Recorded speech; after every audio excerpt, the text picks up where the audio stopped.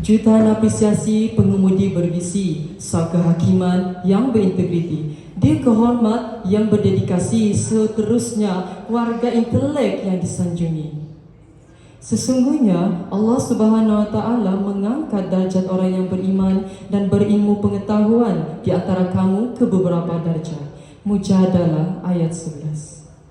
Justru atas prinsip keilmuan, ayo kita bersama mengembara ke lautan keintelektualan dengan mauduk pidato saya, kepimpinan berintegriti bangsa bermaruah. Sebelum itu, saya layarkan bahtera pendefinisian untuk kefahaman kita bersama. Menurut Profesor Ungku Aziz, kepimpinan berintegriti ialah barisan pemimpin yang dilengkapi dengan ilmu pengetahuan yang tinggi, sahsiat terpuji dan jati diri yang tinggi. Kepimpinan cemerlang ini akhirnya akan membentuk bangsa yang bermaruah. Bak kata cendekiawan hebat, seekor ikan akan buruk bermula daripada kepalanya. Lantas, jika ini bangsa bermaruah, maka kepimpinan berintegriti ialah jawapannya. Tuntasnya, pidato saya akan dihiasi dengan 4 naskah utama bagi merungkai persoalan maudu kepimpinan berintegriti bangsa bermaruah. Warga intelek bervisi, naskah pertama, kepimpinan berintegriti bangsa bermutu. Profesor Marches dari University California menyatakan bahawa dunia akan dikuasai oleh mereka yang berubah mengikut arus zaman. Pada abad ke-18, sesiapa yang menguasai pertanian akan menggegarkan dunia. Pada abad ke-19, sesiapa yang menguasai perindustrian akan menggoncangkan dunia. Namun, pada abad ke-20 dan abad ke-21 kini, sesiapa yang menguasai gelombang globalisasi dan digitalisasi akan meletakkan dunia di hujung jarinya.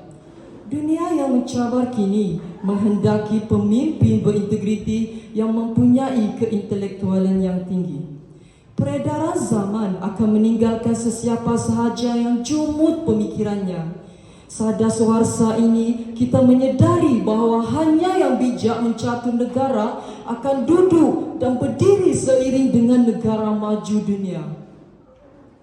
Sejarah juga membuktikan bagaimana Mikado Meiji di Jepun hasil pemikiran berilmu akhirnya membangkit kerajaan Jepun melakukan revolusi pendidikan dengan memperkenalkan universiti, seterusnya membuahkan budaya ilmu yang unggul dan disanjung tinggi.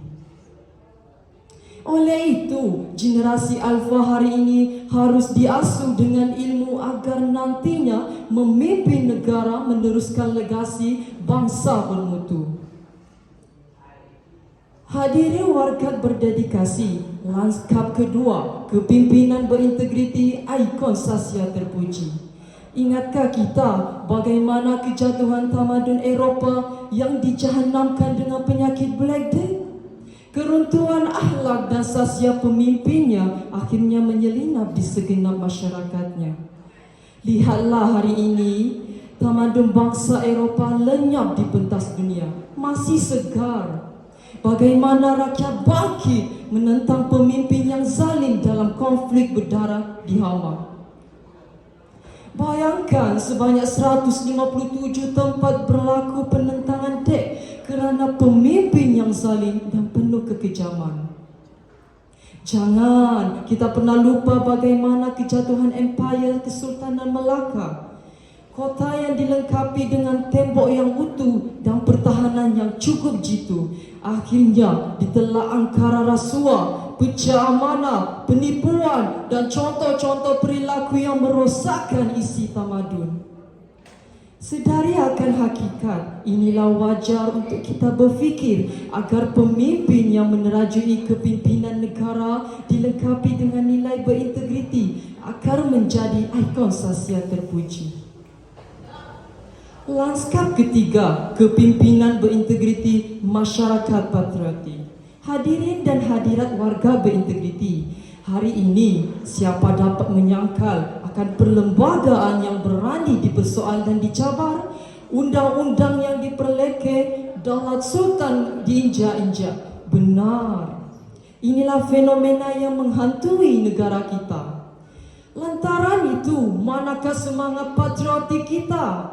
Media arus perdana digunakan sebagai saluran untuk menyebarkan virus agar bara misi Songsang berjaya. Ingatkah kita bagaimana lagu Negaraku menjadi negaraku, bendera Malaysia dibakar dan diterbalikkan dalam bloki Devela? Apakah ini sudah cukup menggambarkan betapa lumpuhnya semangat patriotik kita? Ingatlah kita bagaimana Jos Rizal akhirnya meruntuhkan kerajaan zalim di Filipina.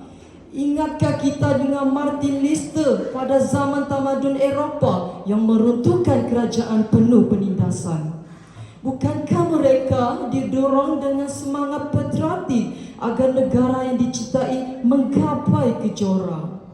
Sememangnya semangat patriotik yang dimiliki oleh pemimpin berintegriti harus disemat dalam masyarakat sejagat. Semoga dengan semangat ini akan terus memacu negara gah di mata dunia. Lanskap keempat, pemimpin berintegriti masyarakat bersatu padu. Sauki Ahmad pernah bermada, sesuatu tamadun bangsa akan terus kukuh jika bangsanya mempunyai akhlak mahmudah. Jika tidak, maka tunggulah zaman kejatuhan tamadun bangsa tersebut. Kajian dilakukan oleh Fred Fielder dan Martin Chambers yang mendapati bahawa faktor kualiti pemimpin adalah faktor yang paling penting untuk menentukan generasi muda. Justru bagaimana nilai generasi muda Malaysia dalam melahirkan bangsa Malaysia yang bersatu padu? Tahukah kita semua nilai apakah yang membawa kepada kejayaan Tariq bin Ziyad sehingga menawan kerajaan Spanyol?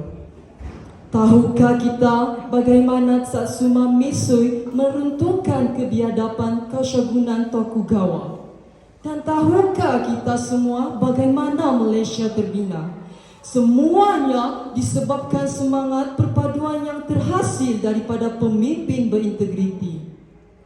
Rangkuman daripada pidato ini, maka saya yakin anda sudah mula mengangguk bersama saya. Satu petanda kita sehati sejiwa menyatakan bahawa kepimpinan berintegriti bangsa bermaruah. 4 indikator telah saya layarkan bersama anda semua. Bayangkan jika negara ini tidak mempunyai kepimpinan berintegriti. Justru bagaimana dengan aspirasi negara untuk menjadi negara maju 2030? Bagaimana ekonomi politik yang dicara oleh mereka? Bagaimana pula nasib rakyat negara yang mahukan asasi mereka terpelihara? Saya menyeru agar semua mengangkat martabat kepimpinan berintegriti, kerana kepimpinan berintegriti meletakkan bangsa bermaruah dan terus gemilang di pelosok dunia. Assalamualaikum warahmatullahi wabarakatuh.